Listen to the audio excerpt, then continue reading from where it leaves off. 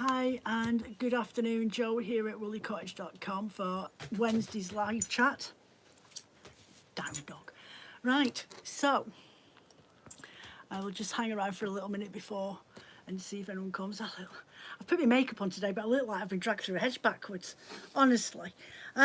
So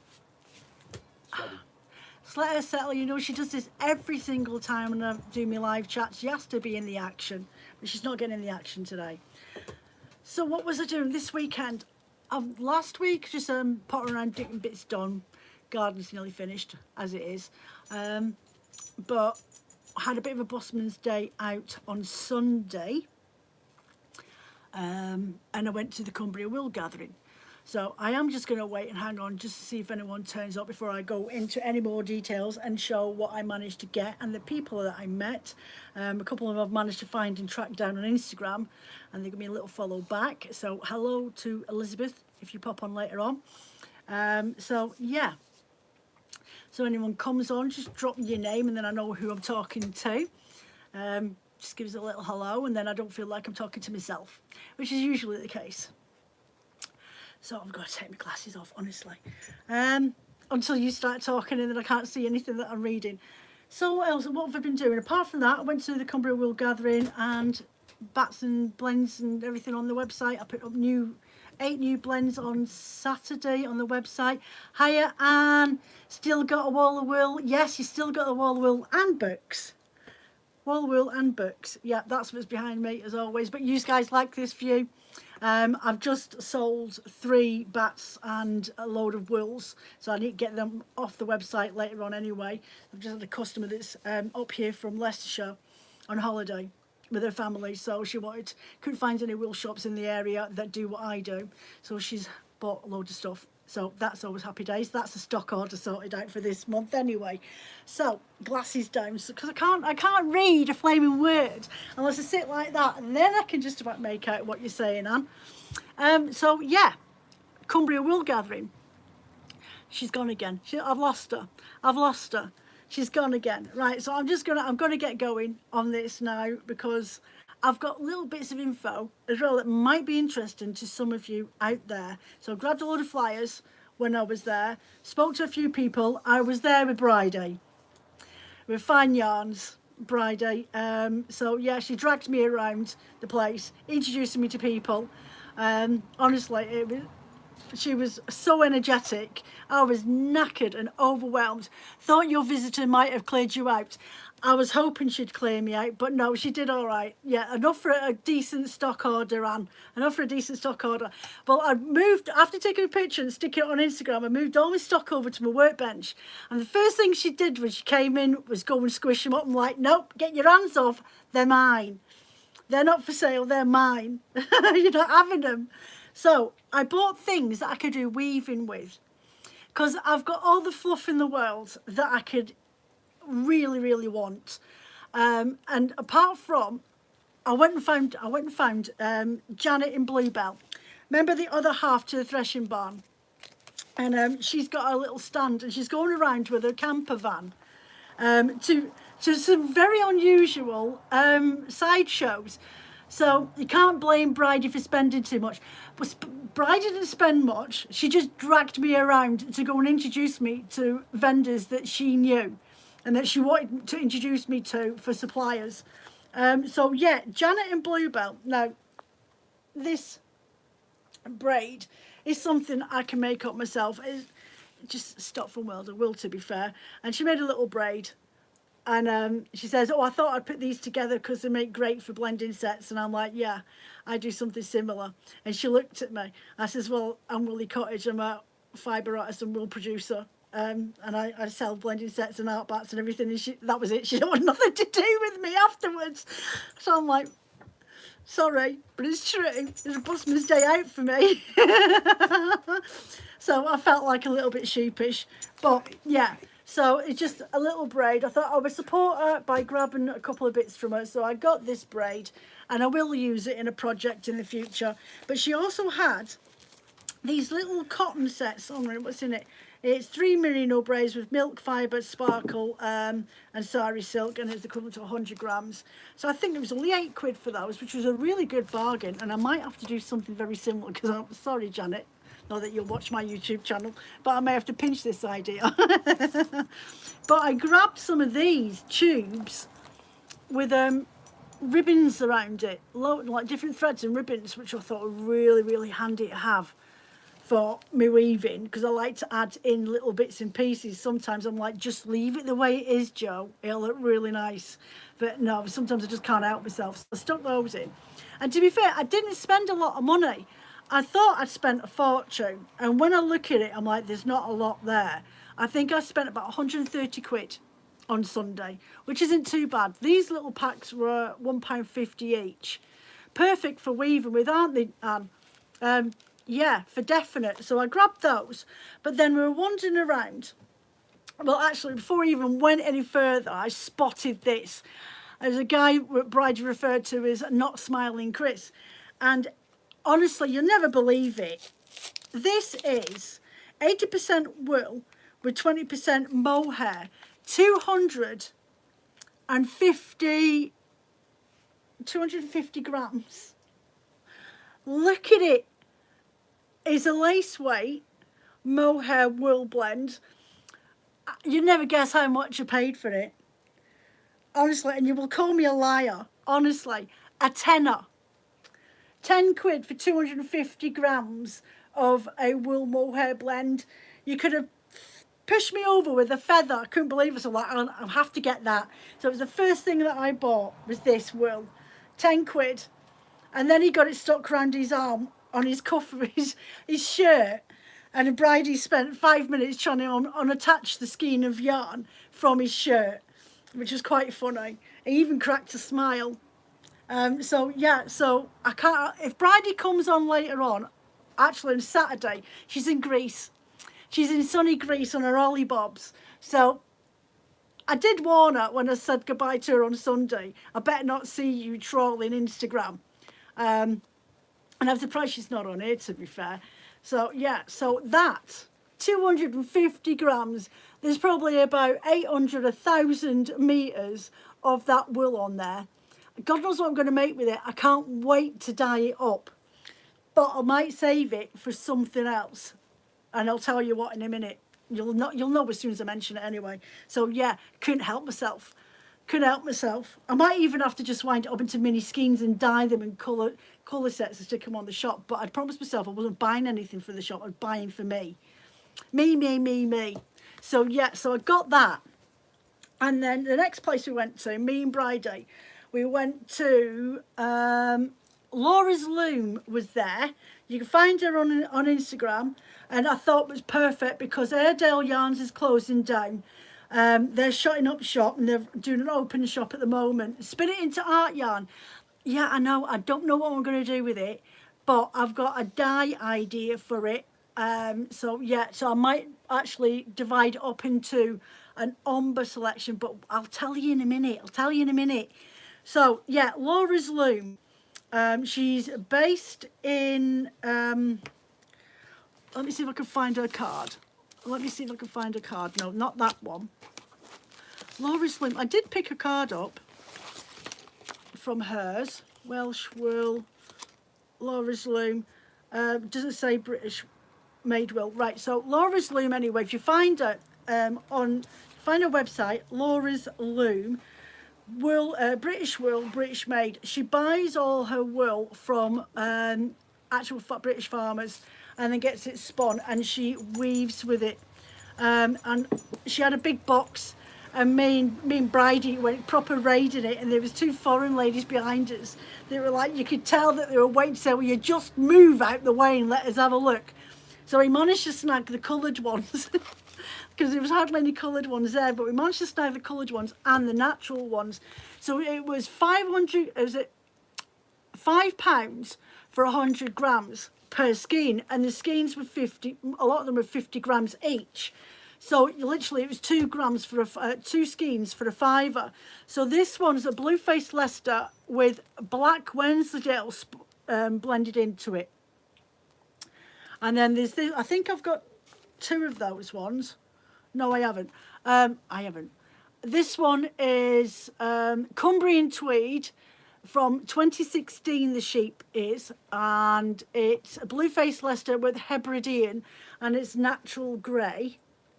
So these are all a weaving project. Bridie's going to get a backside in gear, and we're both going to spend the winter. She's going to have Rose, the loom, the London Weave Master that I gifted her. She's going to get that warped up. I've got fluffy widows.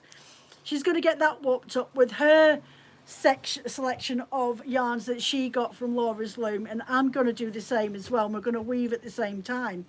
This one is the Cumbrian Tweed undyed blue-faced Leicester and Hebridean, and again 50 grams.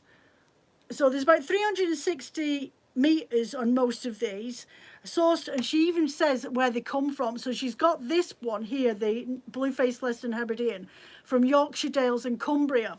This one's from the Yorkshire Dales and Cumbria. She's got loads of different ones, but they come from different farms in the area. This one here, look at that green.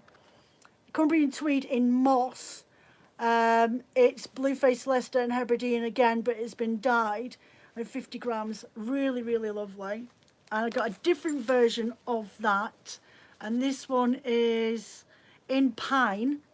And if you go and look up her website, as I was going to say until I got myself completely Billy Connolly'd and distracted, go on her website. She not only sells her products that she makes from her own weaving, but she actually sells and supplies cones of spinning of the, love the greens. The greens are really, really pretty, aren't they? Really nice. She's got loads of different colours in different densities. This one is a singles 12 YSW. I have no idea. I really need to get into it. But it's a singles yarn. There's some of these ones applied, but a majority of them are all singles. And we were having a conversation about, there's just a slight difference in the greens. We were having a conversation about how I tagged Airedale yarns when I did that big weaving with the Shetland wool, and how brittle it was, and they couldn't believe that I'd managed to weave that big piece of fabric off on the London Weave Master, especially with it having the metal reeds in the back of it.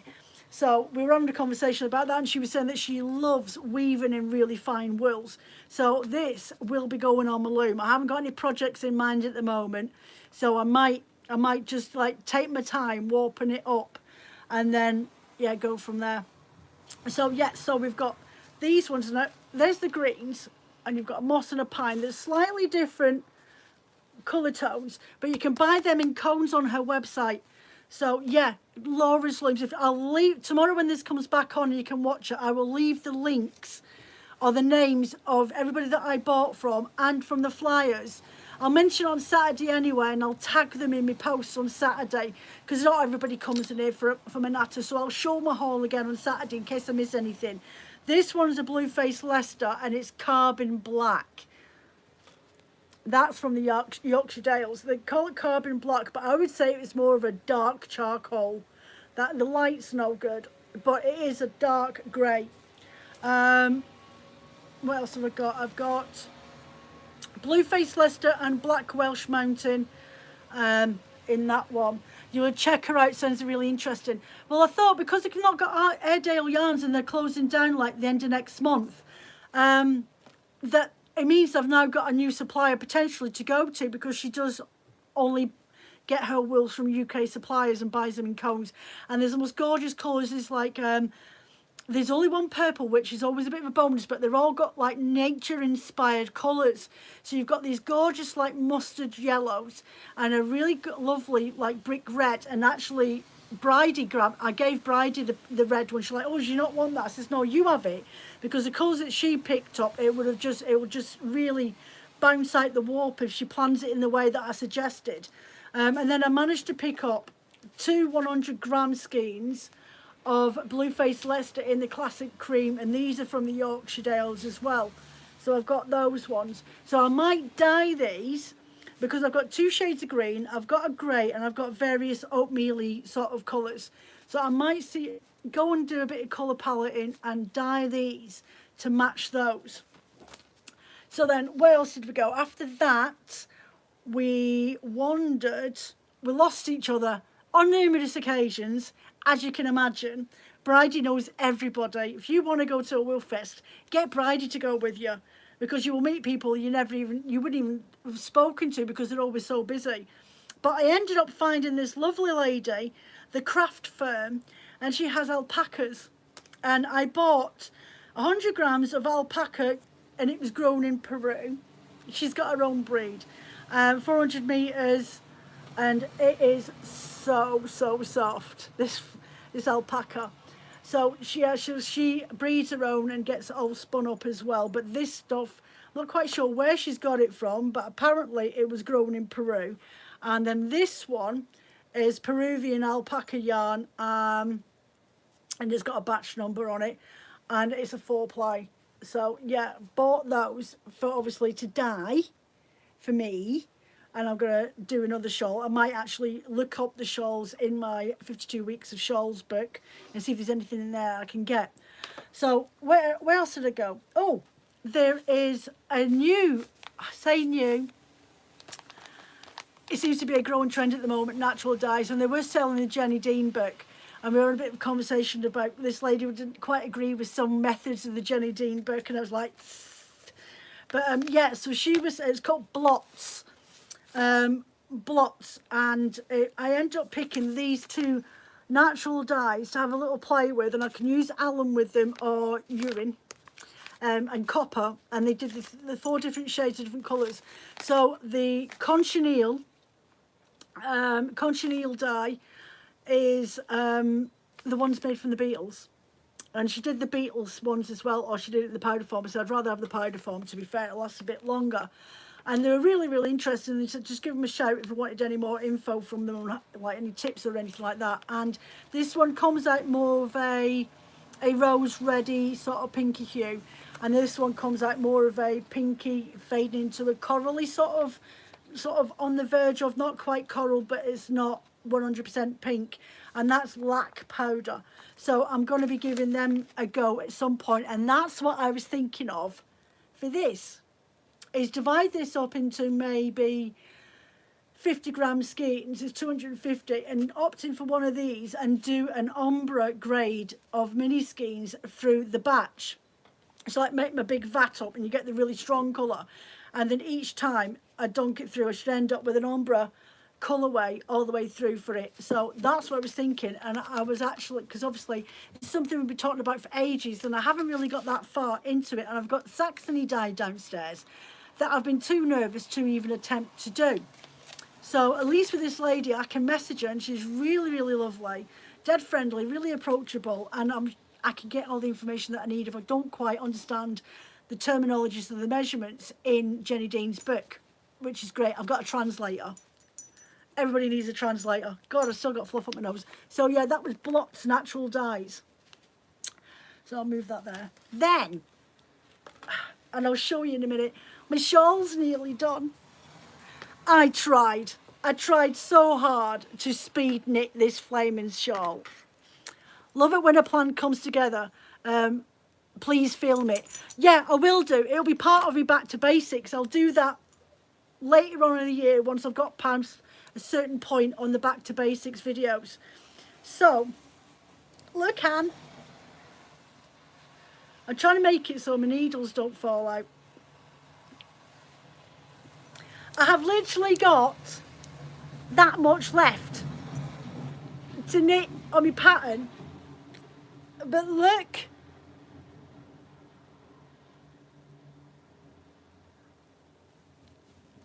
My baby llama, Blue-Faced Leicester and Mulberry Silk shawl in the cable is nearly finished. It's nearly finished. I'm trying my hardest. You know, I swear this thing's adding stitches on as I go along. Yeah. Don't get me wrong. There are a few mistakes on it. I'm not too proud to admit that there's mistakes in it. There we go. That side there. There are a few mistakes.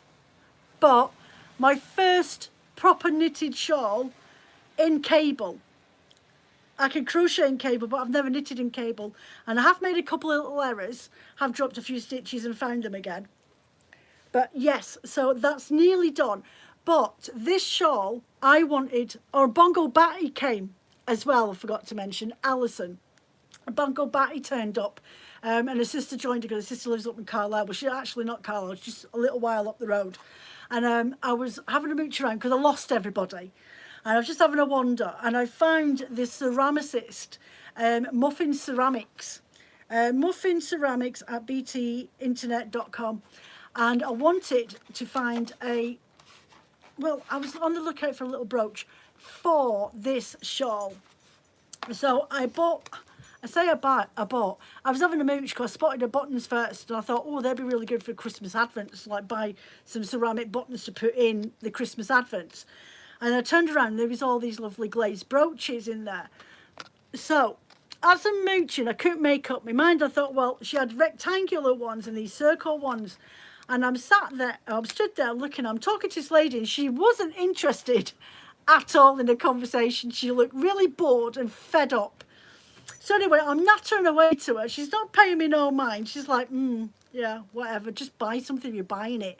And I was trying to explain to her that I've got this shawl that I'm knitting, and it's an achievement in itself that I've actually done it, because I've never cut. And she, what? And as I say, I was nattering away, and I says, no, I want one of these. I says, but I'm not sure which one to go for.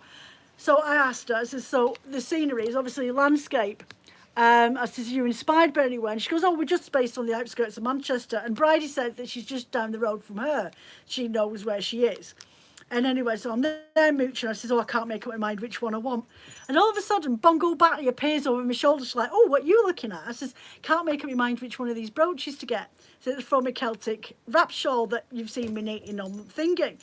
And she's like, oh, I said, I'll tell you what, you decide which one it is that I get. And I was just grabbing my card out of my back pocket, as you do. Next thing, she goes, right, this one, and passed it to the lady. Before I knew it, she'd flaming paid for it. So Bongo Batty, bless you, you lovely lady. She did go away with a goodie bag. I sent her home with wool and everything that I brought from the studio for her mum, a couple of bats for her. So yeah, so I got a button, I got a brooch, paid for by, gifted by Bongo Batty, bless it, bless her cotton sock. She's a lovely, lovely lady. She's got a heart of gold. She's absolutely adorable. So yeah, so she bought me a brooch. And then I think we were just getting to the last leg, and we'd had something to eat. We'd had a natter with Bongo and her sister and that, and we got our sandwiches. And as we were wandering out, I spotted this. And I thought, oh, that will go with Laura's Looms wools. If I try and do some sort of plaid tartan effect warping on the loom, a kilo of Tweedy yarn, 100% wool. It is Skiddaw Nep, 4-ply, British wool. It's not a kilo, it's 500 grams. That cost me 20 quid. Yeah, 20 quid for that. Yarn to comb. Bridie said that she goes there quite a lot, and they have like knitwear jumpers and everything else, and it's not that harsh. So that is definitely going to become a wool project, and it will go with Laura's Looms yarns that I've got. Look at that. I mean, look, the little Tweedy neps in there, and then those as well. So yeah, I got that. So I'm just going to shove everything out of the way. So yeah, really, I was totally and utterly overwhelmed. And honestly, I come out of that place and I felt completely stunned. I think it's because I don't really go out, you see, and I can't be doing big crowds. And you would have thought that I was expecting to be a bit like the Cumbria, the Cockermouth Wool Fest that I've been to before, where it was just completely jam-packed before COVID with so many people. It was just like, it was sensory overload. The Cumbria Wool Gathering, there wasn't a lot of people, and the people that I did speak to said that they were finding, though they were selling stuff, there wasn't as many people as they thought that would be there.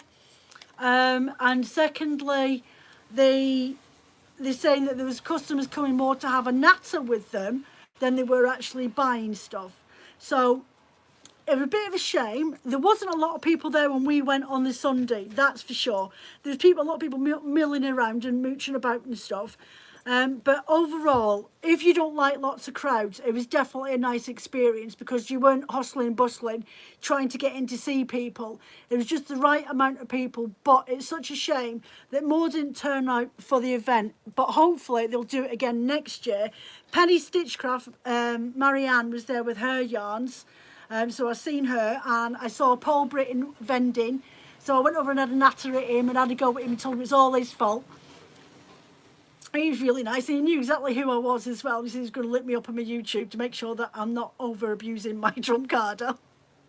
So yeah, so I had a natter with him. I picked up a load of flyers, which I will put up on the website, right? And a couple of conversations with some interesting people. So before I go any further, if you're in the area this weekend on Saturday, the 1st of July, okay, this is the Farmer's Yarn. Saturday the 1st of July between 10 a.m. to 4 p.m. The Farmer's Arms in Lowick is LA 12 8DT. Yarn Festival for British wool lovers. We care about provenance and sustainability and champion the British fibre farmers. There'll be stalls, there'll be food, there'll be drink and sheep, and there will be a few fibre producers there as well selling the wares. If you're interested in a nice day out, you can buy your ticket in advance online and it'll cost you £4, or buy your ticket when you get there and that's a £5. But you can find them information at the woollibrary.co.uk. God, I've got an itchy nose. Oh, that's a journey in the brewing, that is. Oh dear. So also from the sale of the tickets, they're giving £1 to the Rare Breed Survival Trust for sheep. Under 16s is free, and it's free parking. So there you go. So that is on this weekend. If you're up my end of the country, definitely want to go and have a look at. Ali Graham messaged me the other day. They're asking me if I was going to that, but I can't because Phil's working. He finishes his job in a week's time, and everyone, all the drivers are all taking their holidays, so he's been completely not royally shafted and covering everyone else's shifts. Wild Welsh Wool, they have loads of different breeds. Definitely give them a look up. I never spotted them until we were just about to leave. Sharon Smith, she sells peg loom weavings and things like that, but they also have a farm with different breeds of sheep. They had Cotswolds, Welsh Mountain, they were selling them in bags of fleeces. I've got plenty of fleeces that I still have to get through and process, so I didn't buy anything. But really lovely couple. Wild Welsh Wool, you can find them on Instagram. I found them earlier on, and they're on Facebook. But if you want their email to get in touch, or find them on Google, www.glyncano, C-A-N-O, oldfarm.co.uk. But I will stick this on tomorrow, and I will do it when I talk about this on Saturday, and I'll tag them in the bottom of my chat or my descriptions at the end. Farm Yarn UK, Elizabeth, lovely lady. She was the first one that Bridie sent me off to go and speak to. Farm Yarn UK, natural or dyed lamb's wool fleeces, fibre and yarn from organic Romney flock raised in the Eden Valley in Cumbria. So Elizabeth is the lady I spoke to, really lovely lady. She got into this accidentally. She's a cattle farmer. And her daughter went off to university to go and do a textiles degree. So she did that, and she bought just a hobby flock of Kent Romney Marsh sheep and bred them so she could get the wool. Look at the colour of my nose, she's red. Honestly, there's a massive argument brewing. You better behave yourself, Philip. I haven't said a thing. So yeah, so she fell down the rabbit hole of buying the sheep in, thinking it'd be a really good basis for her daughter to do her whole study for a degree on the Romney sheep. So they did that, and then COVID came along while she was at uni, and I think she managed to settle and get her degree in textiles, and she ended up going off and doing a knitwear design course, her daughter, at the same time through COVID. And now they use the wool, dye it, and she knits these creates these beautiful patterns. So there was her, and then her mum, Elizabeth, went off and did a weaving course, and now so they've got knitwear designs and weaving projects that they do from their own products. So give her a look up. She's absolutely lovely, really, really energetic and really enthusiastic about her wools. So go and give her a look up. Farm Yarn UK. As I say, you can get her on Instagram and you can get her on Facebook, and go and look up the business. There you go, Farm Yarn UK. Lovely, lovely lady. She was the first one I got hauled off to go and have a chat with. And then there's Laura's Loom, British wool, British made. She, as I say, Laura's Loom, there we go. She only buys her wools from British farmers. She's got a brilliant bio. Go and look up her website. First page, a really good bio, really informative. And that's www.laurasloom.co.uk.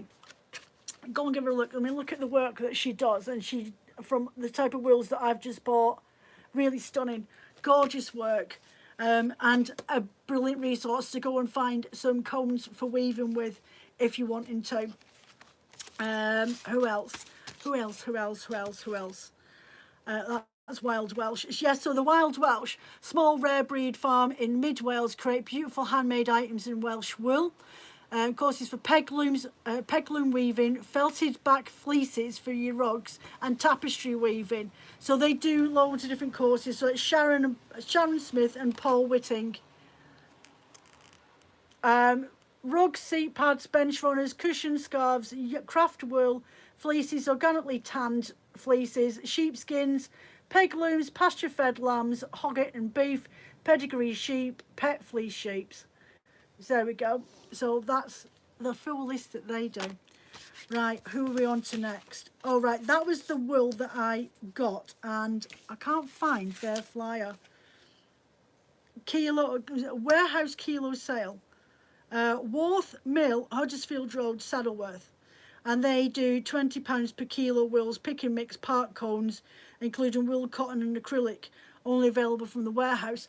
I will find out what their name is. I think it's Yarn to Cone, but they come on the cone as www.woolyknit.com. I tried to look them up on Instagram, found them, but I'm not quite sure that is who that I was looking for.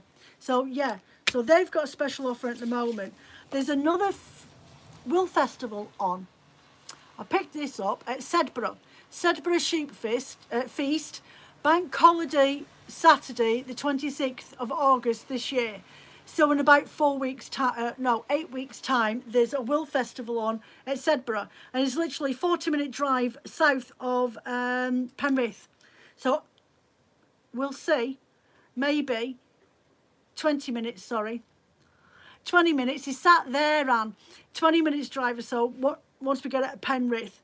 But I might see if he's got the day off, and I might have to go to that one. So yeah, watch out. If I go, then anybody else is going, give me a shout. So they're doing Spot the Sheep around town, Wool Fair alpacas at the People's Hall from 10 till 4, a livestock display, history of wool and the common land exhibitions, craft activities for children, artists, makers, demos and sheep activities at Fairfield Mill, an artisan market and art festival from 9 till 3. So they've got loads going on in Sedburgh itself, but it's a full festival event, so you want an entire day there, I would say. So yeah, so that's going on bank holiday weekend on the Saturday the 26th of August. If you're up my way to the country, there's free parking. There's 4 different sites that you're doing it, so you could literally walk around. And you want to come off junction 37. There you go. Or via Dent, it says. 20 minutes from Kirkby Longsdale via the A683. Or Kirkby Stephen as well, up the A683. So there you go.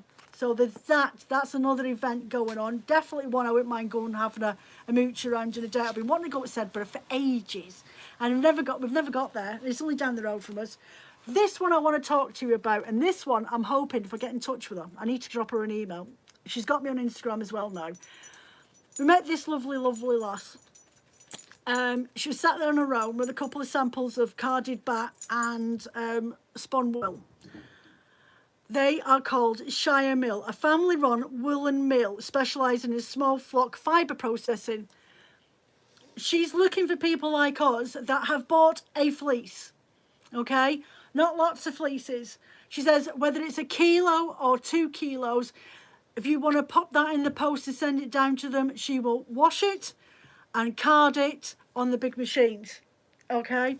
You want to contact at shiremill.co.uk. I will put that information in there. Now, I'm sure she was doing spun wool as well. I'm absolutely positive she was. But what I'd like to really do is on one of my live chats, get her to come on and join in with me, and then we can fire questions at her. And then she might be able to do like a little mini tour of the mill inside as well. She's based just outside of Nottingham, but she counts as the Leicester County, and they're called the Shire Mill. So yeah, so she said her milling station is tiny. She's about 10 foot by 10 foot, her work area. But yeah, I'll get some more information off of her. I'll get in touch with her. She's going to give me a bit of a background history for me to mention on one of my live chats. God, my nose is so itchy. I haven't had an itchy nose forever. It usually means there's a journey or an argument brewing. Oh, God, honestly. Driving me potty. You see how red my nose is? I look like Flaming Rudolph. So, yeah, this one, really, really great. She says they've started accepting postal orders. So what she said to do is obviously the weight of it. If you receive a fleece from somebody you bought from and they haven't taken the dag ends off of it or skirted it properly, if you could skirt that, if it's come like that, which I'd be fuming if that was the case. But it happens now and again. There are farmers out there that are poor Phil. I said poor Phil. Yeah, yeah. Going to be in an argument. There are farmers out there, and I touched on this the other week there, that are new to selling on the Greasy Fleece or on other sites, and they're not skirting the fleeces properly. They don't really know what it is that we need from them, not just the wool, but we need them to just prep it before they send it to us. And some of them are saying that I've not got the experience to skirting, and it takes you, it's a quick process to do, but we don't want to be paying for that because A, the weight of it makes the weight of the wool even heavier, and you're losing sometimes up to nearly a kilo, about 800 grams or something of that fleece that you've just paid for. It's just not fair. But anyway, hopefully you should get a good fleece where it's all been skirted. If that's the case, wrap it back up, post it down to them, and they will process it and sort it out for you. And they're not overly expensive neither. They're trying to do it so it's accessible for people like you and I to then start producing our own wools or getting it all spun up for us, and then we can either dye it, sell it, use it ourselves, just for small producers. Okay, so really, really good ones to go and find out. They're on Instagram as well. She's given me a follow this morning. So it's www.shiremill.co.uk. So there we go. God, my nose, honestly. So that's it. That's all the info that I've got. That's it. I'm all done out. My throat's killing me. I woke up with a sore throat this morning. My nose is driving me potty. I have no idea what's making it itch. Oh, it's all numb because I keep rubbing it. Look, I look like Rudolph. That's really sore. Anyway, so any questions? I'm trying to think of anybody else that I might have met there. Janet and the Bluebell. Yeah, there was the usual ones there. Not a lot. I was expecting them to be more vendors at the Cumbria Wool Gathering because there's no more I always call it Cockafest. That's so wrong. The Cockermouth Wool Fest. Because there's no more of that anymore. Don't you look at me like that. I genuinely thought that there'd be more people that would attend. There was no livestock there. But there was, as I say, a smaller selection of wool breeders and alpaca breeders that were showing their wares and what they do with the stuff afterwards and selling it as well. But as Bridie and I were saying, the Cockermouth Wool Festival, stop it. It was all started. No questions, but thanks for all the info and chat. No problem, Anne. I'll repeat it all again on Saturday anyway, so you might as well just miss Saturdays.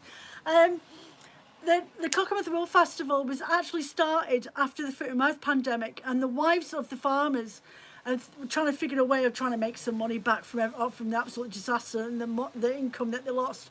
And that's how it started off, and it was all about the sheep breeders, a bit like this one, where they say it's the festival for wool lovers, provenance and sustainability, and champion the British fibre farmers.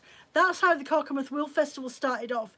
But towards the end, and as Bridie was saying the other day, that after 10, 13 years or however long it ran for, it started becoming more about the Adelaide Walkers and the wing and wool makers and all the rest of it, and not so much concentrating on the wool breeders and the sheep breeders and the farmers and all the rest of it. It seemed to have lost its heritage, and that seems to be a way that a lot of these wool festivals are going now, is there's no livestock there because it's indoors. Yeah, that's all well and good having it indoors, but people need to know about where this wool's coming from and how are we supposed to save these wool breeders and help them promote their stock so they can start actually making a living off of it again, because the wool board don't care about them. These farmers are being charged about £10 per head of sheep to be sheared from the shearers. So they take the fleece down, and it could be 4 kilos, but they're only getting the equivalent of 19, if you're lucky at the moment, 19 pence a kilo of wool. There isn't much of a difference between the different types of breeds on the sheep neither. I think the wool board, they say, if you go on their Facebook page, they're saying that they're charging a slightly different amount for things like Wensleydale and Blueface Leicester and that, the longer wools or the more softer wools. I don't know whether that's true. I'm not a farmer. I have no idea. But as a general rule, you're looking at 20 pence a kilo. A couple of years ago, it was down to 16 pence a kilo, which is disgusting. So say like a farmer's got 300 head of sheep and he needs to have them sheared. That's £3,000. By the time he's had that fleece sent off to the wool board, which he has to pay the transport costs, he has to get that wool down there to the wool board for it to go to the auction, for it to be then processed through. The wool board's not putting on transport to go around as a cooperative and collect all this wool. Do you know what I mean? The farmer's lucky if he's making 700 quid for the wool that he's just paid £3,000 to be sheared. There's something wrong there, and that's why it's all about support and sustainability and encouraging these breeders to get out there. And if you see a new breeder out there trying to sell their wares on the Facebook pages, just give them a couple of hints and tips, especially if they insist that they've not skirted it, because they're not going to find any value. They want to sell it for £5 a fleece. That's all well and good, but I can get £5 a fleece and have it skirted as well. So I know who I'm going to go and buy from. The person that's skirting it or the person that's just throwing it all in a bag and not bothering with it and letting you deal with it yourself. It's not very nice. So yeah, it's all about just getting them out there and helping them promote them. And if this Shire mill, I'm going to get in touch with her and find out how much it's going to cost to get my wool processed and find out if she's doing the spinning wool bit as well.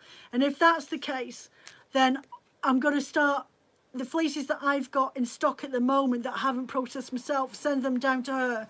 And I'm going to start dyeing my wools and doing British breed wools instead of going to World of Wool and buying the ones that are on nylons, because I'm buying skeins of yarn from World of Wool and other places at the moment, and they're costing me about eight, nine, depending if they're blended, but roughly between £7.50 and £8 100 grams before I've even dyed them. Hence the price of hand dyed wools can vary between £16 to £20, because we've obviously got our overheads to do and our costs of making it all and doing all the dyeing and everything, and trying to make a little bit of profit out of it. There's not much profit in it really at the end of the day if you think of it like that. Once you take off your dyes, your water, your electricity, your gas and your time and everything else, there's no, in this industry there is absolutely no working living wage. I can't pay myself £10.50 an hour. I could pay myself £10.50 an hour for spinning up somebody's 100 gram wools, but I can't as a dyer. There's not a massive profit margin in it at all. Believe me, ask anybody if they're going to be truthful with you. It's not a business that you want to go into lightly. And we've only got one income in, as everyone knows, is Phil's wages. God knows what I'm going to do. When he's no longer working, I will literally just be working off of and put my stock in from my orders, and that's it. If there's no stock money, there's no stock money. You'll just have to wait until I sell something. But that's just the way it is. It's a niche market. But it is becoming really, really popular at the moment. It is becoming really quite common. A lot more younger people are getting into it. People have gone back to work after COVID, so things have slowed down a little bit. But hopefully next year things will start to pick up again once everyone starts to get back into their routine. And all these craft fairs start, wool fairs all start to become a bit more busier. But yeah, anyway, I'm off. I'm gone. I'm going. Thank you very much for joining me today on my Cumbria Wool Gathering chat. I might see if Phil will let me go, because I know he's boss, and I might have to go and have a word with Kerry and ask him if we can have that Saturday off on that bank holiday weekend. And then I think that'll be a really good chat, and I will maybe get some video footage, because I didn't do any this time. There wasn't that many people to hide my camera, but this one I think will be a really good one to go just for a bit of a giggle and a wander around just for a couple of hours, and go and get some video footage and do a YouTube chat on that one as well, and hopefully tiny little haul if I can. But anyway, it's a nice day out. So the Sedburgh Sheepfest, go and look them up, see if you can get up there. But yeah, that's it. So next week is Back to Basics, episode 9, I'm going to have to say, because this episode 9 is somehow missing off my channel. So I'm going back one.